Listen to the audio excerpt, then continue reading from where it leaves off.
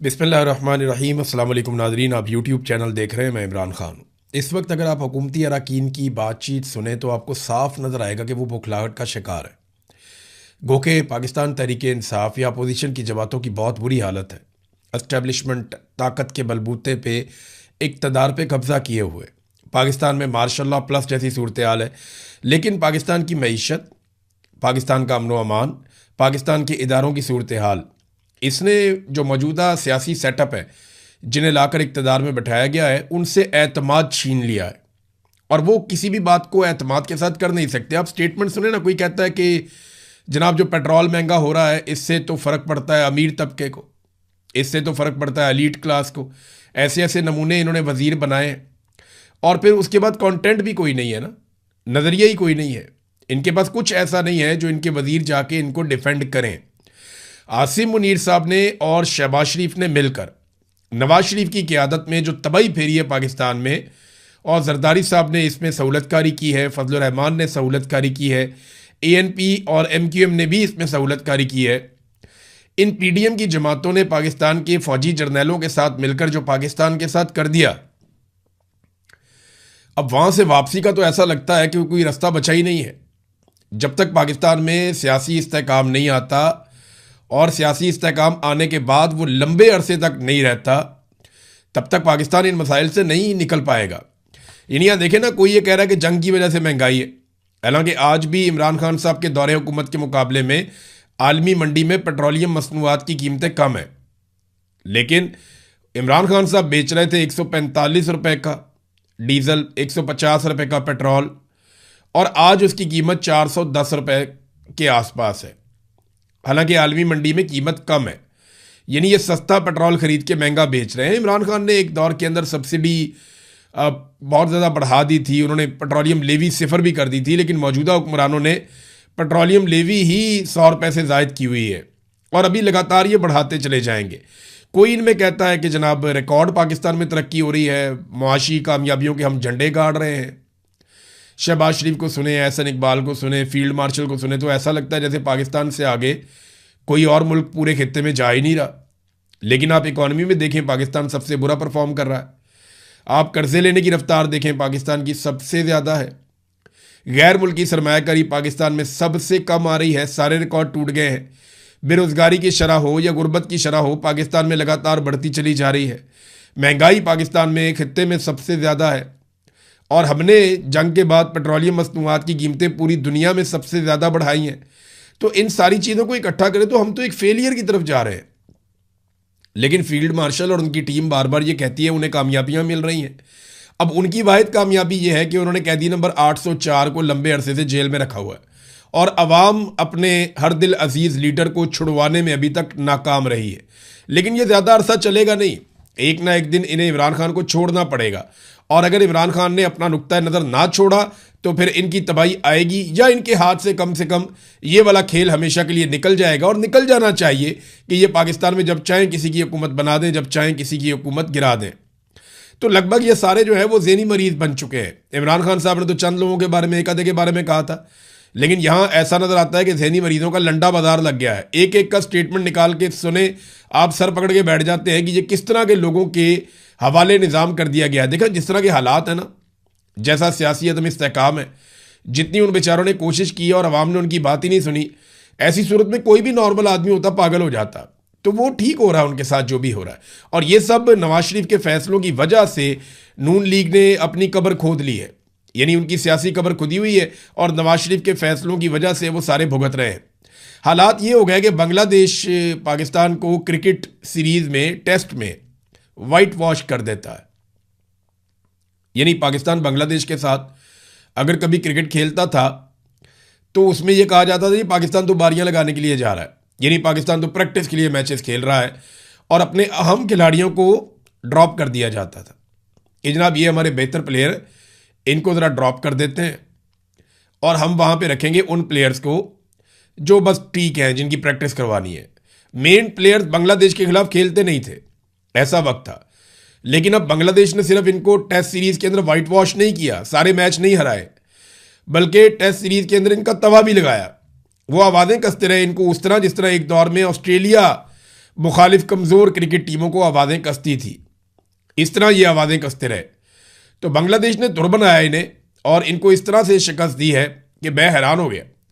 और पाकिस्तानी क्रिकेट तबाह तो हो गई है, दफन करने की ज़रूरत है। मोहसिन नकवी ने जो तबाही फेरी है, चाहे वो वजारत दाखिला हो, चाहे वो जहाँ जहाँ मोहसिन नकवी को मौका मिला, मोहसिन नकवी ने तबाही फेरी। जिस चीज़ में मोहसिन नकवी ने हाथ डाला वो चीज़ बर्बाद हो गई।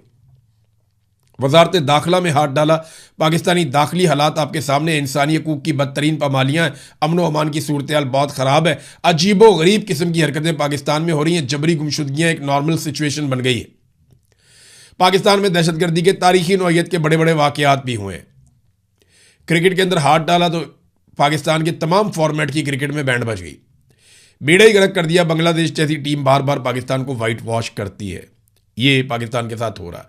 नाज़रीन, सुहेल अफरीदी ने मंगल के दिन का कहा था, उसने निकल कर एहतजाज करने की कोशिश की, रुकावटें आईं, उस पर उन्होंने प्रेस कॉन्फ्रेंस भी की, लेकिन अब उन्होंने कहा कि अगले मंगल को वो दोबारा आएंगे और पहले से कुछ ज़्यादा शिद्दत के साथ आएंगे। हुकूमत फिर रोकेगी, वो फिर आएंगे, हुकूमत फिर रोकेगी, वो फिर आएंगे। इससे क्या एक मोमेंटम बनेगा? देखिए, मोमेंटम बनेगा गली मोहल्ले के अंदर।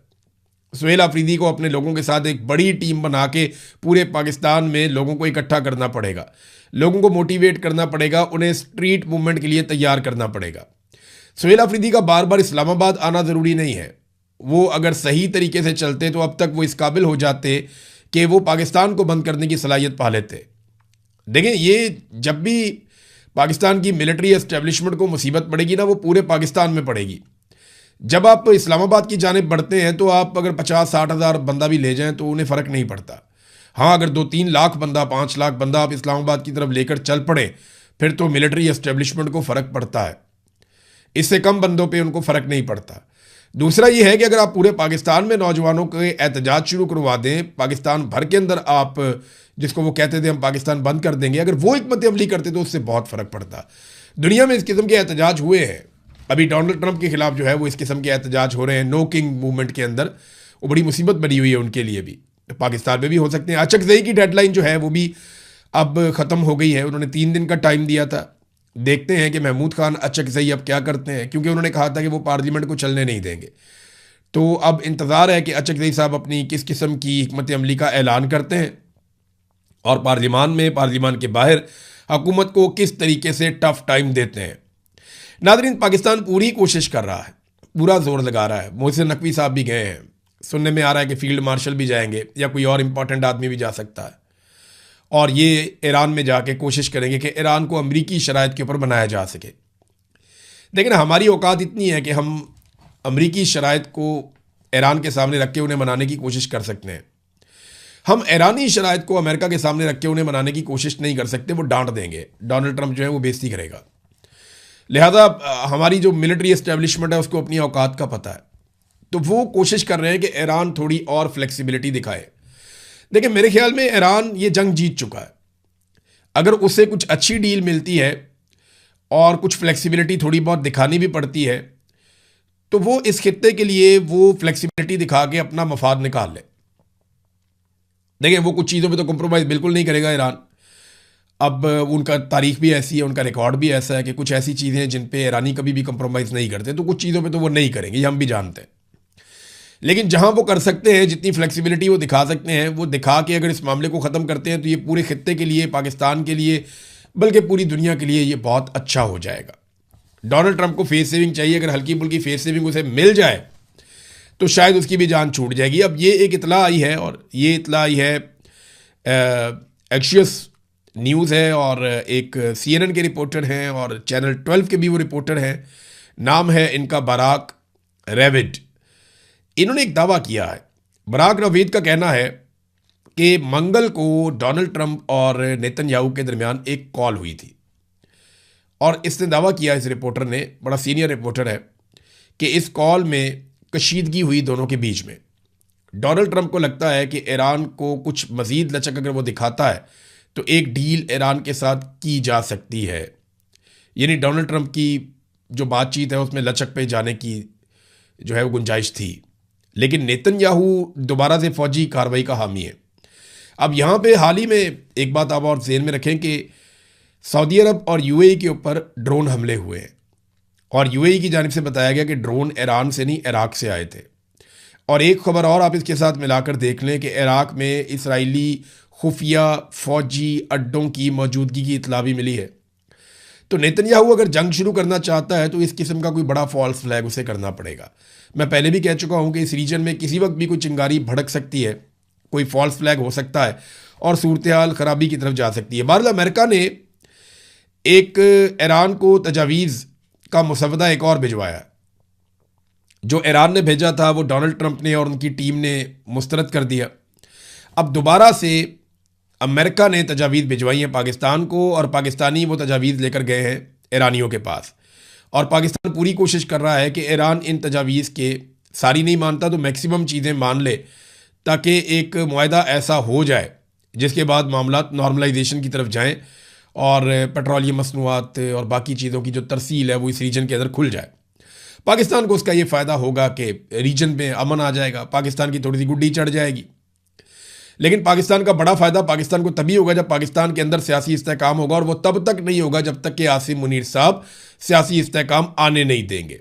वो सियासी इस्तेहकाम नहीं आने देंगे, क्योंकि सियासी इस्तेहकाम आता है अवाम की मर्ज़ी मान लेने से, और वो अवाम की मर्ज़ी मानने के लिए तैयार नहीं है, ना ही ऐसा लगता है कि उन्हें अवाम की मर्ज़ी मानना सूट करता है। बहरहाल ईरान की जो सरकारी खबर रसा एजेंसी है उसके बकौल वो जायज़ा ले रहे हैं इन तजावीज़ का, और अभी तक उन्होंने जवाब नहीं दिया है। जबकि अमेरिका की जानिब से अभी मीडिया खामोश है। जब ईरान का जवाब जाएगा तो फिर अमेरिकी मीडिया रिपोर्ट करेगा कि एक्चुअली ईरान ने किस किस्म का जवाब दिया है। वैसे ईरानी मीडिया पहले ही खुद बता देता है। नाज़रीन, डोनाल्ड ट्रंप ने एक और बड़ा अजीबोगरीब काम किया। ऐसा लगता है कि वो अपने फेवरेट फील्ड मार्शल से बहुत मुतासर हो गया डोनाल्ड ट्रंप, और एक बड़ा अजीबोगरीब काम किया। ये काम ज़रा चेक करें आप, यहाँ पे मेरे पास खबर है। डोनाल्ड ट्रंप ने अपने और अपने अहले खाना और कारोबार को, यानी अपने और अपने अहले खाना का जो कारोबार, उसको टैक्स मामलात से मुताल्लिक जारी तहकीकात और ऑडिट से इस्तिस्ना दिलवा दिया है। यानी समझें आप, यानी जो टैक्स ऑडिट होगा ना इनके ख़ानदान का, इनकी फैमिली का, डोनाल्ड ट्रंप का, उससे उन्होंने अपने आप को इस्तिस्ना करवा लिया, अपनी फैमिली को भी डोनाल्ड ट्रंप ने। यानी इस्तिस्ना अब सबको चाहिए। जितने लोगों ने कुछ ना कुछ दाल में काला होता है ना, वहाँ पे वो इस्तिस्ना मांग लेते हैं। तो अमेरिकी सदर डोनाल्ड ट्रंप उनके अहले खाना और उनके कारोबार को टैक्स मामलात से मुताल्लिक जारी तहकीकात और ऑडिट से हमेशा के लिए इस्तिस्ना मिल गया है। महकमा इंसाफ के एक सफ़े पर मुश्तमिल दस्तावेज़ में अमरीकी हुकाम को ट्रंप, उनके ख़ानदान वालों और उनके कारोबार के खिलाफ टैक्स दावों पर हमेशा के लिए कार्रवाई या कानूनी पैरवी से रोक दिया गया है। देखिए, इस किस्म की चीज़ें जो बाइडन ने भी की थी, अपने बेटे के लिए भी की थी। बाद में डोनाल्ड ट्रंप आया, उसने रिवर्स कर दी। डोनाल्ड ट्रंप को अगर दोबारा हुकूमत नहीं मिलती, या फ़र्ज़ करें डोनाल्ड ट्रंप के ख़िलाफ़ आ जाती है, इम्पीचमेंट हो जाती है इनकी, और ये इम्पीच हो जाते हैं, इनका मुआवजा हो जाता है बतौर सदर, और एक नया सदर आता है अमेरिका में, तो वो भी इस इस्तिस्ना को मुमकिना तौर पे ख़त्म कर देगा। तो डोनाल्ड ट्रंप का इक़्तिदार का और अरूज का सूरज वो गरूब हो सकता है अगर डोनाल्ड ट्रंप इक़्तिदार में ना रहा तो। वैसे डोनाल्ड ट्रंप के प्लान लंबे हैं। वो तो ये कहता है कि वो आइन में एक तरमीम करेगा और उसके बाद वो लंबे अरसे तक अमरीकी सदर रहेगा। एक और भी उसने अपनी ख्वाहिश बताई डोनाल्ड ट्रंप ने। डोनाल्ड ट्रंप ने कहा कि मैं इस वक्त इसराइल में 99% मकबूल हूँ। वहाँ वज़ीर आज़म के लिए मैं अगर चाहूँ तो इलेक्शन लड़ सकता हूँ। तो इसलिए शायद मैं अपना ये दौर पूरा करने के बाद इसराइल जाऊँ और वहाँ से वज़ीर आज़म के लिए इलेक्शन लड़ूँ। कैसी अजीब बात है कि अमरीकी सदर रहने वाला शख्स 2 मरतबा वो जाएगा और जाकर इसराइल में एक छोटे से मुल्क में वज़ीर आज़म बनने की कोशिश करेगा। ये देखें, डोनाल्ड ट्रंप की ख्वाहिश हो सकती है, उसके दिल से कोई बात निकली, उसने पब्लिक कर दी। लेकिन एक बात आप समझें कि इसराइल कितना इम्पॉर्टेंट है, ये इसका आइडिया डोनाल्ड ट्रंप को है, और वहाँ कितनी ताकत है इसका आइडिया भी डोनाल्ड ट्रंप को है। और अमेरिकन तो अब खुलकर कहते हैं कि नेतन्याहू ने अमेरिका को और अमेरिकन फ़ौज को इस्तेमाल किया, और इसराइली मफाद के लिए अमेरिका अपनी फ़ौज को मैदान में लेकर आया, और इसराइल कठपुतली की तरह अमेरिका में मौजूद लोगों से अपने फ़ैसले करवाता है। बहरहाल एक स्टेटमेंट जो है वो ईरान के सुप्रीम लीडर का भी आया, उससे आपको ज़रा आइडिया हो जाएगा कि टेम्परेचर कहाँ पे है। उन्होंने कहा जी, ईरान इस वक्त 2 आलमी दहशत गर्द अफवाज के ख़िलाफ़ तारीखी मुज़ाहमत कर रहा है। अमेरिका को और इसराइल को उन्होंने आलमी दहशत गर्द फ़ौजें करार दे दिया। और साबिक सदर इब्राहिम रईसी की हेलीकॉप्टर हादसे में शहादत की दूसरी बरसी थी आपको याद होगा सदर इब्राहिम रईसी जो हैं वो शहीद हो गए थे, हेलीकॉप्टर को हादसा हो गया था। उसके बारे में कहा जाता है कि वो इसराइल की जानिब भी उसको मोड़ा जाता है, वाक़े को दुश्मनों की जानिब मोड़ा जाता है कि वो ईरान के दुश्मनों ने वो अटैक किया था और वो एक साजिश के नतीजे में हुआ था, एजेंसियों की कार्रवाई थी। लेकिन बहरहाल अब इस मौके पर उन्होंने जो अपना पैगाम दिया, मुश्तबा खामनाई ने, उन्होंने कहा जी कि इब्राहिम रईसी को उन्होंने खराज तहसीन पेश किया और जो इस वक्त मुश्किलात हैं उनका भी उन्होंने तस्करा किया। लेकिन उन्होंने ये कहा कि अमेरिका और इसराइल जो दो आलमी दहशतगर्द अफवाज हैं, उनके खिलाफ ईरान इस वक्त तनहे तनहा लड़ रहा है। उन्होंने कहा मौजूदा हालात में इस्लामी जमहूरिया ईरान के हुकाम, रियासती इदारों और अवाम पर पहले से कई ज़्यादा भारी जिम्मेदारियाँ आयद होती हैं। ईरानी अपनी सरजमीन के दिफा के लिए आखिरी सांस तक लड़ेंगे और दुनिया में दहशतगर्दी फैलाने वाले शर अंगेज ममालिक की धमकियों में नहीं आएंगे। तो ये एक बड़ा क्लियर स्टेटमेंट आया इनकी तरफ से। एक स्टेटमेंट और है, वो कालीबाफ का है। उन्होंने कहा जी दुश्मन जंग के नए मरहले की तलाश में, ईरान ने जंगबंदी को ऑपरेशनल सलाहियतें बढ़ाने के लिए इस्तेमाल किया। एक तरफ दावा किया जा रहा है कि, और ये इसराइल की तरफ से भी किया गया, अमेरिका की तरफ से भी, कि ईरान का बहुत भारी नुकसान हो गया। दूसरी तरफ एक दावा यह किया जाता है कि ईरान ने अपना नुकसान बहुत हद तक रिकवर कर लिया। अब सैटेलाइट इमेजेस भी आ रहे हैं, वो बता रहे हैं कि ईरान ने अपनी जो मिज़ाइल साइट्स हैं, जो सलाहियत है मिज़ाइलों को वापस ठीक करने की या लॉन्चर्स को ठीक करने की या मिज़ाइलों को चलाने की या मिज़ाइलों की प्रोडक्शन है, वो दोबारा शुरू कर दिए। और ईरान के पास से जितने हथियार पहले थे उसका 70% अब भी मौजूद है। ये अमेरिकन CIA की रिपोर्ट भी है। और यही बात जो है वो ईरानी पार्लियामेंट के स्पीकर मोहम्मद बाकर कालीबाफ कह रहे हैं कि दुश्मन की ज़ाहिरी और खुफिया नकलो हरकत को देखकर हमें लगता है कि ईरान पर इक्तसादी और सियासी दबाव डालने के साथ साथ उसने अपने अस्करी मकासद भी अभी नहीं छोड़े और वो जंग और मुहिम जोई के नए मरहले की तलाश में है, यानी एक नई जंग दोबारा शुरू हो सकती है। फिर ईरान वो कह रहे हैं जी उसके लिए तैयार है। और अमरीकी सदर ट्रंप के अतराफ सियासी माहौल उनके ईरान से मुतालिक फ़ैसलों पर असरअंदाज हो रहा है, ये भी उन्होंने कहा। तो मैं इसमें आपको एक और चीज़ बता देता हूँ। ये पीट हेग्सेथ, इन्होंने एक ट्वीट किया है और एक्चुअली तो वो ट्वीट एक न्यूज़ की जानिब से था और official white house rapid response account है, वहाँ से ये एक ट्वीट आता है और उसमें जनाब JD वेंस का एक स्टेटमेंट है। उसके ऊपर जो इम्पॉर्टेंट बात है वो ये है कि पीट हेग्सेथ जो वज़ीर जंग हैं अमेरिका के, वो उसके ऊपर सिर्फ 3 लफ्ज़ लिखते हैं। वो लिखते हैं लॉक्ड एंड लोडेड। अब इसका जो अंग्रेज़ी में मतलब ये है कि हमले के लिए मुकम्मल तौर पर तैयार है, यानी हमारी उंगलियां ट्रिगर पे हैं, हमने लॉक कर दिया अपनी गन को और लोड की हुई है, उसको लॉक करके हम इंतज़ार कर रहे हैं हमले का, हम किसी वक्त भी हमला कर सकते हैं। ये फायर आर्म के हवाले से इस किस्म के जुमले को इस्तेमाल किया जाता है कि लॉक्ड एंड लोडेड।